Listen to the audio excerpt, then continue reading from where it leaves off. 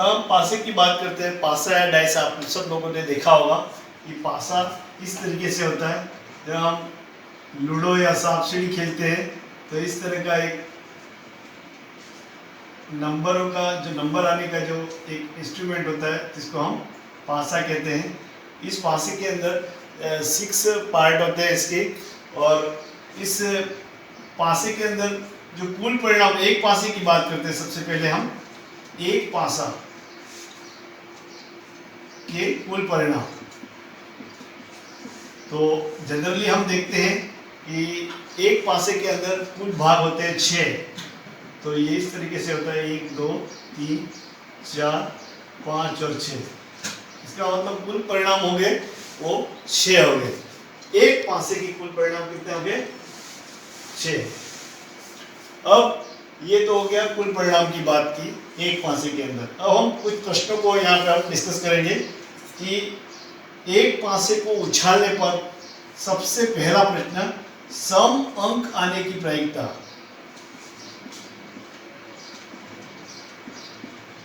तो यहाँ देखते हैं हम कि सम अंक इसके अंदर कौन कौन से हैं। तो यहाँ 2 4 और 6, यहाँ 2 4 और 6 3 अंक ऐसे हैं जो सम है। तो टोटल अंकों की संख्या कितनी होगी? 3। तो यहाँ अनुकूल परिस्थितियां कितनी होगी? 3। तो यहाँ हम अनुकूल परिस्थितियों की बात करते हैं तो अनुकूल परिस्थितियां 3 हो गई।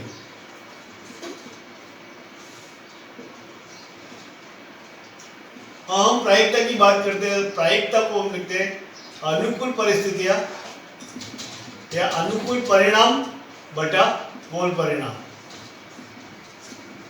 अब अनुकूल परिणाम कितने हो गए? 3। और कुल परिणाम कितने हैं? हम जानते हैं पासे के अंदर टोटल अंक कितने होते हैं? 6। तो 3 बटा 6 हो गए। अब इसको कट आउट करेंगे तो यह हो जाएगा 1 बटा 2। तो यहाँ हम देखते हैं कि सम अंक आने की जो प्रायिकता होगी वो 1 बटा 2 होगी एक पासे के अंदर। अब हम यहाँ बात करते हैं विषम अंक आने की प्रायिकता। तो चाहे सम अंक हो या विषम अंक हो, दोनों के आने की जो प्रायिकता होती है वो सेम होगी, क्योंकि 1 से 6 तक के अंकों में 1 3 और 5 ये भी 3 अंक ऐसे जो विषम है। तो यहाँ अनुकूल अंक कितने हो जाएंगे या अनुकूल परिणाम कितने हो जाएंगे? बराबर 3। और कुल परिणाम हो जाएंगे जो हम जानते हैं 6 होते ही। तो यहाँ भी प्रायिकता 1 बटा 2 होगी। यानी प्रश्न अगर सम अंक आने की प्रायिकता का पूछे या विषम अंक आने की प्रायिकता का पूछे, दोनों में जो प्रायिकता होगी 1 बटा 2 होगी। अब प्रश्न और अलग तरीके से भी पूछ सकता है कि अभाज्य एक पासे को उछालने पर अभाज्य संख्या आने की प्रायिकता। कि जब हम एक पासे को उछालते हैं तो अभाज्य संख्या आने की प्रायिकता। तो जनरली एक पासा है तो कुल परिणाम कितने हो गए? 6। 1 2 3 4 5 और 6। तो यहाँ हम देखते हैं इन अंकों को। तो यहाँ अभाज्य अंक कौन कौन से हैं? तो अनुकूल परिणाम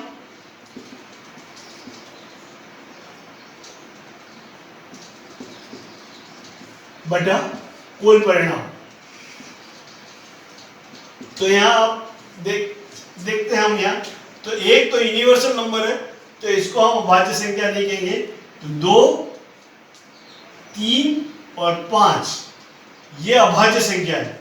तो यहाँ हम लिखते हैं 2 3 और 5, यहाँ लिख देते हैं हम अभाज्य संख्या। 2 3 और 5 ये जो अभाज्य संख्या जो प्राप्त हुई वही हमारे अनुकूल परिणाम होंगे, जो कि कितने प्राप्त हो गए? 3। और कुल परिणाम 1 2 3 4 5 6, कुल परिणाम 6 है। तो यहाँ पे भी हम देखते हैं तो अभाज्य अंक आने की प्रोबेबिलिटी भी 1 बटा 2 होती है। इस तरह से हम और भी बहुत सारे इसके अंदर प्रश्न है। 5 या 5 से बड़ी संख्या आना, पासे पर 7 से कम आने की अंक आने की प्रायिकता। इस तरह से हम बहुत सारे प्रश्नों को एक पासे के द्वारा हम समझ सकते हैं। तो इसमें समझने की एक ही बात है कि जब भी हम प्रायिकता निकालते हैं, चाहे एक पासा दे रखा है या 2 पासे दे रखे हैं, कुल परिणाम को देखना बहुत ही जरूरी है। और जिस तरह से प्रश्न पूछा जाता है उसमें हम अनुकूल अंक को ज्ञात कर लेते हैं, बटा कुल अंक का भाग दे देते हैं, तो हमें प्रायिकता प्राप्त हो जाती है। ओके, टाइप के प्रश्नों में आते हैं तो दो पासे को एक साथ उछालते हैं या एक पासे को दो बार उछालते हैं, बात एक ही है कि तो दोनों परिस्थितियों के अंदर कुल परिणाम होंगे।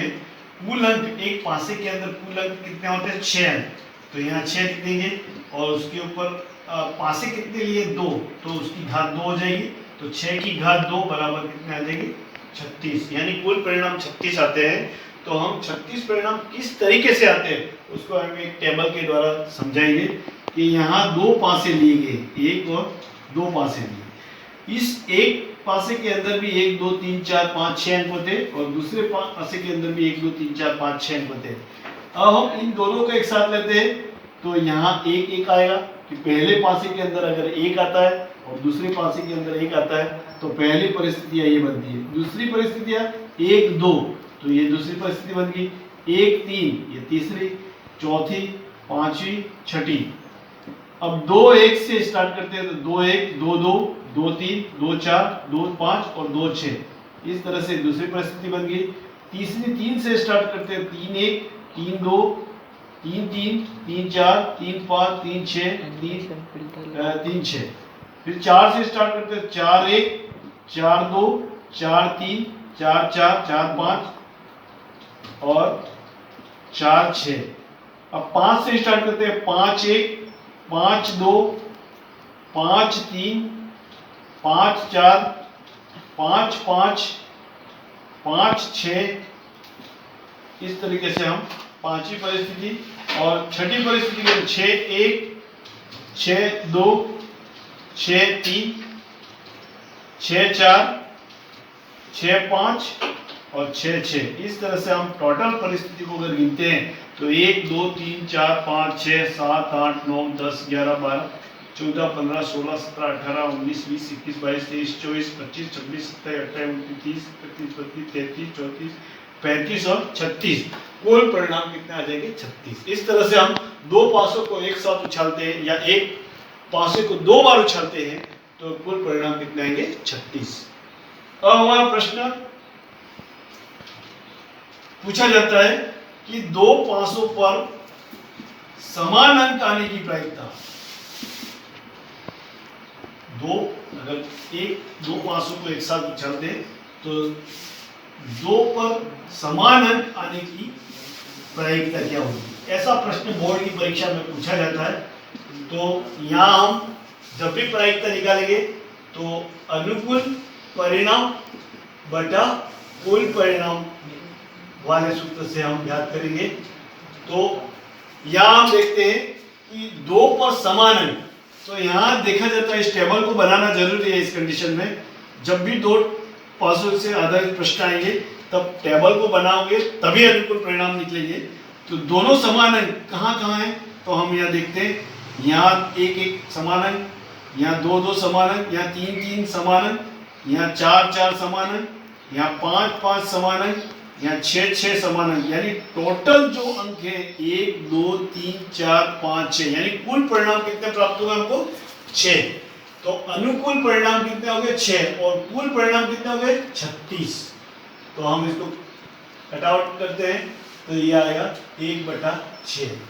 तो जब भी दो पर समान अंक आने की प्रायिकता का हम प्रश्न दिया है तो उस समय उसकी प्रायिकता कितनी होगी? 1/6। इस तरह से ये प्रश्नों को और भी ज्यादा तरीकों से पूछा जाता है कि जब दो डायसों को एक साथ उछालते हैं तो 5 या 5 से ज्यादा अंक आने की प्रायिकता, तब आपको यहाँ जोड़ना पड़ेगा 5। 1 और 4 कितने होंगे? 5। 1 और 5, यहाँ 1 4 से नीचे वाले को नहीं लेना है, 4 से ऊपर वाले जितने भी दो अंकों को जोड़ने पर 4 से 5 अगर आ जाता है तो इसको हमको लेके सारे अनुकूल परिस्थिति को हमको नोट करना है, वो सारे अनुकूल परिणाम हो जाएंगे और बटा कुल परिणाम में भाग देने पर हमें प्रायिकता का मान प्राप्त हो जाएगा। इस तरह से ये प्रास्य पर आधारित प्रश्न कंप्लीट हो जाते हैं।